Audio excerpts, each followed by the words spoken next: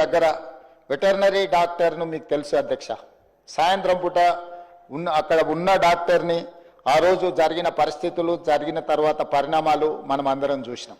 అదేవిధంగా అధ్యక్ష, న్యాయవాదులు వామన్ రావు గారు దంపతులు స్పష్టంగా కోర్టుకు వెళ్ళి మమ్మల్ని చంపుతారు, మమ్మల్ని చంపే ప్రక్రియలో ప్రభుత్వంలో ఉన్నవాళ్ళు, ప్రభుత్వానికి సంబంధించిన వాళ్ళే మమ్మల్ని చంపడానికి ప్రయత్నం చేస్తున్నారు, మాకు సెక్యూరిటీ ఇవ్వాలి అని చెప్పి హైకోర్టులో పిటిషన్ వేయడమే కాకుండా అక్కడ కోర్టులో కూడా వాదించి వస్తుంటే నడి బజార్లో నరికి చంపినారు అధ్యక్ష.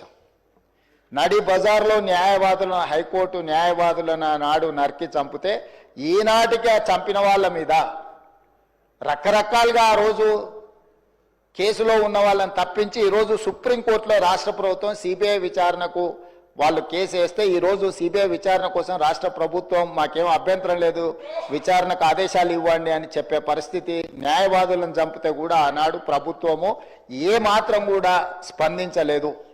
ఆన్లైన్ బెట్టింగ్ కానీ ఆన్లైన్ రమ్మీ గేమ్ల పట్ల అప్రమత్తంగా ఉండడమే కాదు కఠినంగా వ్యవహరించాలని ఈరోజు రాష్ట్ర ప్రభుత్వం నిర్ణయం తీసుకున్నది.